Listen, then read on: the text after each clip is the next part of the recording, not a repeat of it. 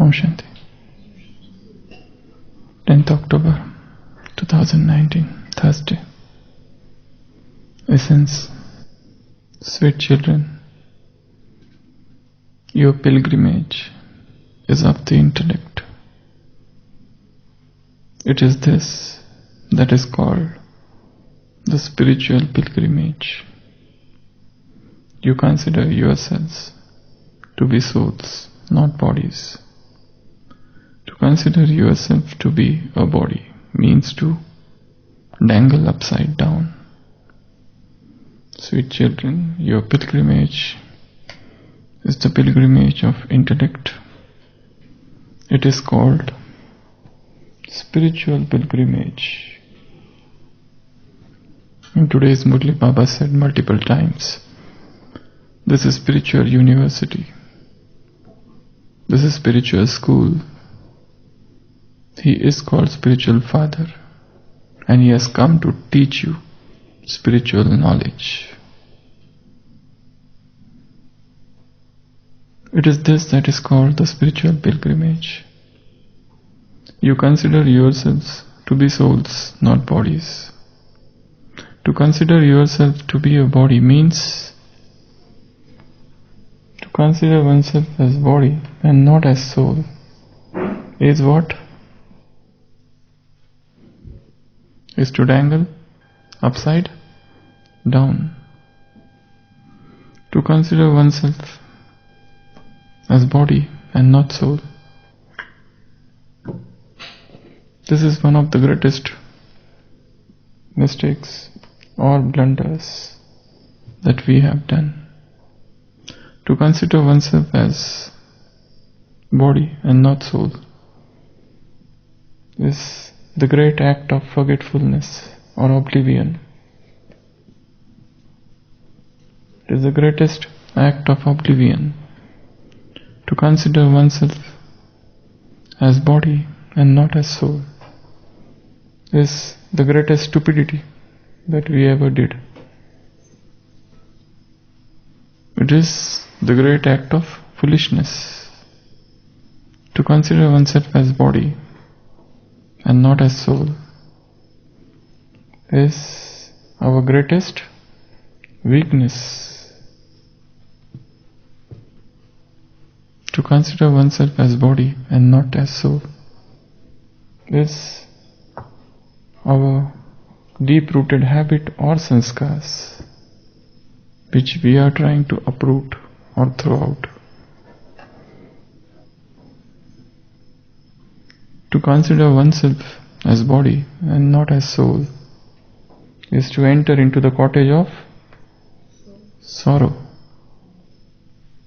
To consider oneself as body and not as soul is the greatest act of disobedience, an insult to consider oneself as body and not as soul is to come under the influence of Maya, or rather it's an act to invoke Maya. Because the moment I consider myself as body, or think, or consider, or imagine the pleasures of the body, I am entering into the domain of Maya. To consider oneself as body means we are going away from Srimad. We are entering into the world of sin. In today's Sakar Murli, Baba said, you have become Kami, Rogi and Bhogi, lustful, indulgent and diseased because of this body consciousness. Absolutely powerless. Your powers have been snatched away by this lust. And that's why in golden age they have long life, and age there is a longevity, 150 years. So this Knowledge is so subtle, which Baba is giving now, because what has been fed inside the soul is from very long time. If suppose a virus has entered into computer and many applications are not working, what do they do? If a virus has entered a computer and many things are not working, or it's working very slow, you just have to wait for the page to load. What do they do? Yeah? No, antivirus is already installed. It's not working. Yes. They have to format it. Total format. So once complete format should be done. And empty absolutely everything. And after that install an antivirus. And after that you have still to be careful. Maintenance starts later on. What you are installing new app. You have to be very careful about installing something new. So there are 3 steps. First, formatting, installing fresh antivirus, and then be careful what you are putting new. Right now we are talking of software. So body is the hardware. It's okay. It's going on. So format. Complete format. And that needs total silence, total solitude, where you stop anything taking inside from outside. One enters into that cocoon, into that insulated, isolated space where you are all alone, and something deep should go on within that will lead to this format, erasing everything that is inside. The soul is carrying what not and what not. It has got so many emotions, feelings, thousands of layers of vices in different forms. So many complexes, so many hidden emotions in some deeper corner of the mind, so many pieces and bits of memories, bittersweet memories, which are hidden somewhere in some nook or corner in the dark storage of the subconscious, storehouse of the subconscious mind. Even we don't know what is within us. So many things are hidden, so many things are buried, so many things are hiding, are in the dark, and we can't even see them unless and until somebody comes with torch in his hand and flashes it here, and then that emotion comes out. 10 years person has not been angry, and suddenly somebody comes and insults him, and anger has come out. From where? It means it was there, hidden somewhere. Person had lived an absolutely pure life, and suddenly attraction of body props up. From where? It was there somewhere deep in the subconscious mind, and that person was unaware of it, because it's so deep and there are so many layers of the subconscious. So this is a very deep, ingrained, inveterated in the soul. And that's why the greatest practice which Baba teaches is only one. soul consciousness. Just keep on doing this one practice throughout. I am this, I am this, I am this, I am not this. Tattvamasi. Scripture says, thou art that. Thou art not this. Dust thou art, and to dust thou returnest, is not spoken of the soul. That's the English poet H.W. Longfellow says in one of his poetries. Dust thou art, and to dust thou returnest, is not spoken of the soul. It's spoken of the body.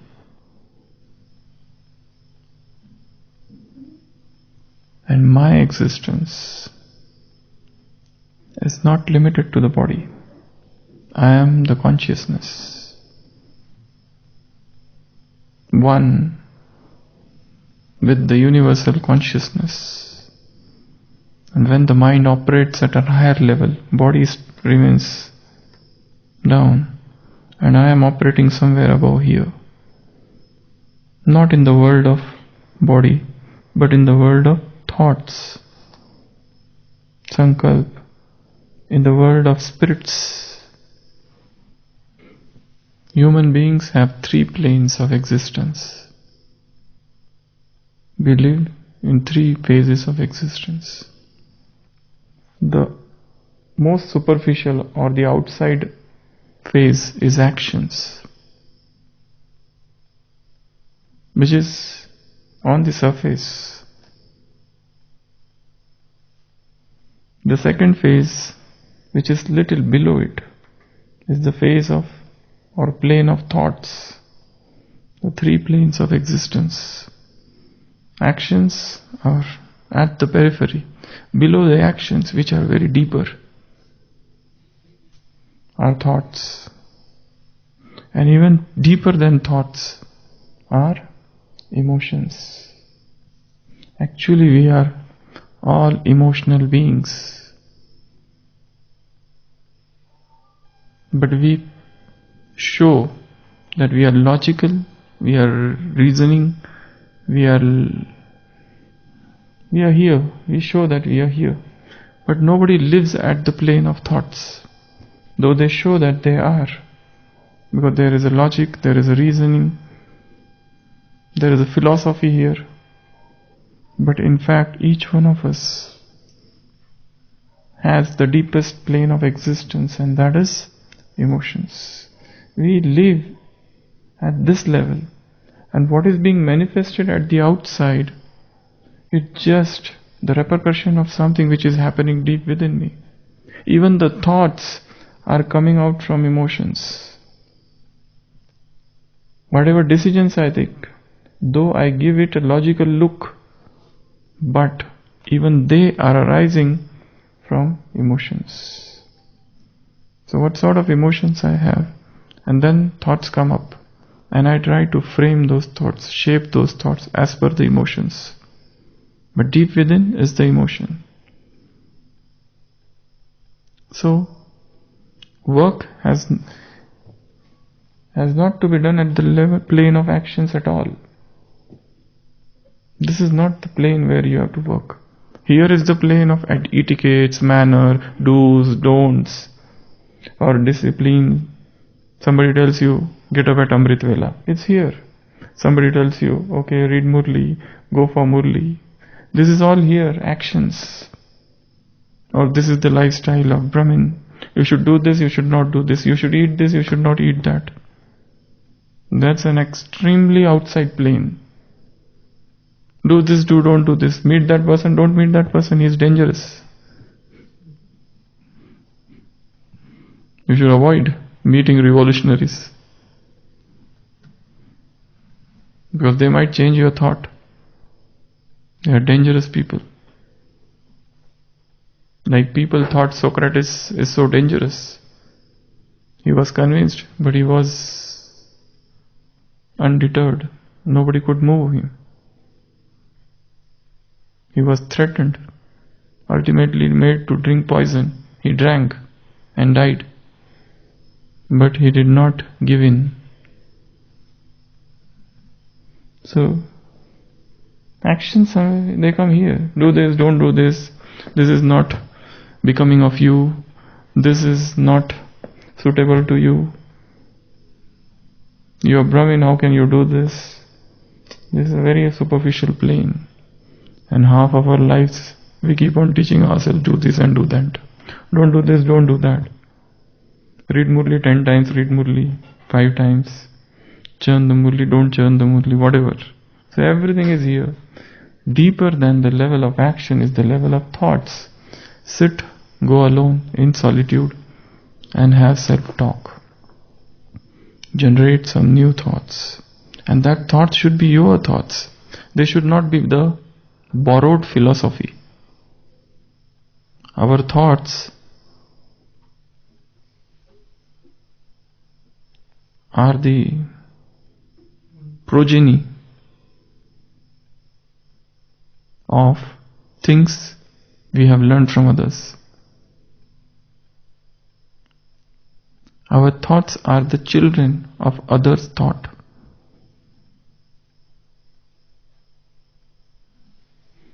So we survive on other person's thoughts because we don't have our own. We are borrowing thoughts and philosophies.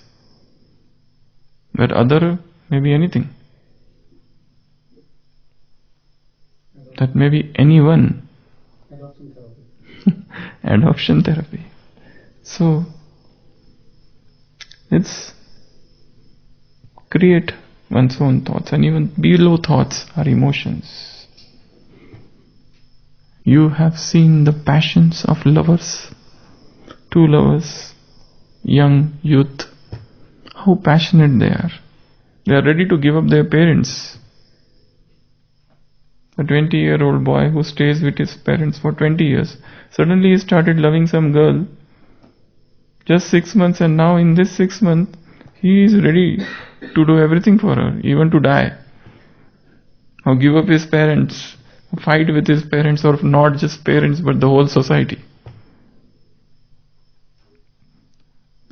Because he is emotionally involved. And with his parents, he was involved at the level of intellect and emotion both, but more of intellect. Sometimes, yes, even emotions, but these emotions which have come just now from outside are overpowering him. So this world, earlier world, appears very small to him. So emotions are very powerful things. And that's why we should be emotionally involved if you want to master something.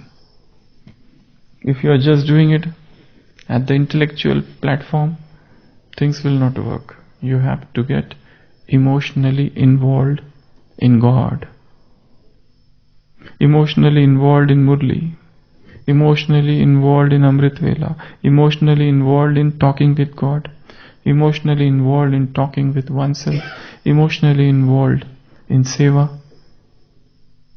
Then the real service will come. Otherwise you are just going and doing for the sake of doing and coming back. And the person who is emotionally involved, what makes two persons doing the same work, but one is totally devoted and emotionally involved in it, another is just doing it as a duty.